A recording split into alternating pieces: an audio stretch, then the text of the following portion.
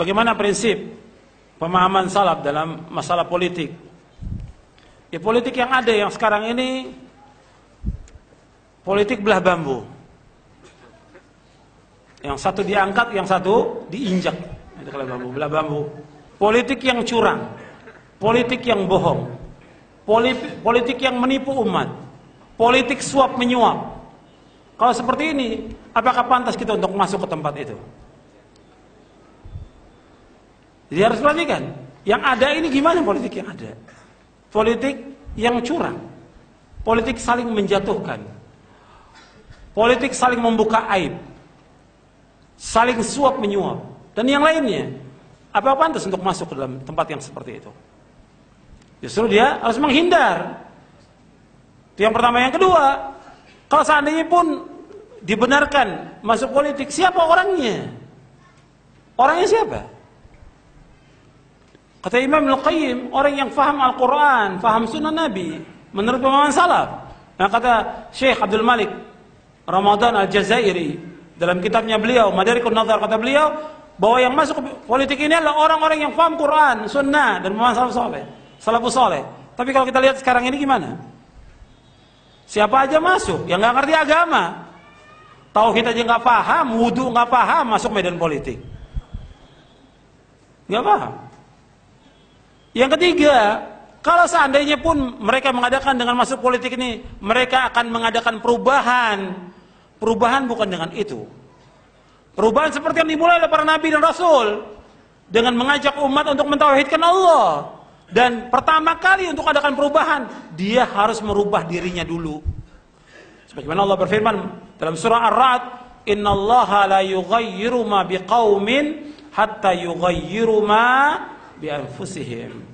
Allah tidak akan merubah satu kaum sampai mereka merubah apa yang ada pada diri mereka. Mereka harus rubah dulu.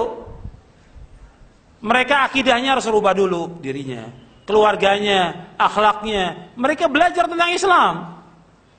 Jangan mereka mengatakan, "Oh, saya ingin merubah." Bukan mereka merubah, mereka yang dirubah. Bukan jadi baik, jadi rusak.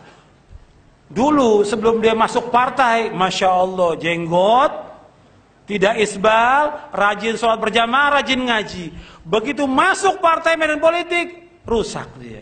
Cukur jenggot, sholat berjamaah sudah jarang, pakaiannya juga Masya Allah sudah nggak kelihatan sebagai talibul ilm. Belum yang lain yang dilakukan lagi. Ya gimana akan merubah? Dia sudah berubah. Bagaimana akan merubah? Belum lagi alasan yang lain, bahwa ini berkaitan dengan mansib, manasib, dengan kedudukan. Dan kedudukan ini hawa yang ada.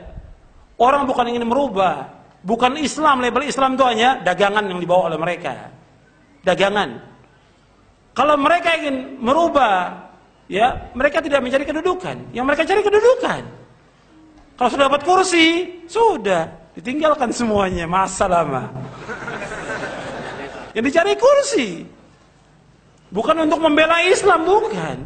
Yang cari kursi. Antum lihat sahabat Abu Dzar Al-Ghifari radhiyallahu anhu arda, ketika minta kedudukan apa kata Nabi? Nabi bersabda, "Ya Abu Dzar, innaka dha'if wa innaha amanah wa innaha satakunu khizyun wa nadama illa man akhadha bihaqqiha wa adda alladhi alayhi fiha." Ya Abu Dzar, engkau lemah. Ini sahabat minas sabiqin awalin, dikatakan lemah oleh Rasulullah. Ini amanah kedudukan ini, dan engkau akan hina dan menyesal pada hari kiamat, kecuali orang yang mengambilnya dengan hak dan dia tunaikan dengan benar. Dan masih banyak lagi, ya, yang ada. Bukan berarti bahwa kita salaf itu tidak berpolitik. Lihat keadaan yang ada seperti sekarang ini. Politik yang ada bukan politik yang benar, tapi yang curang.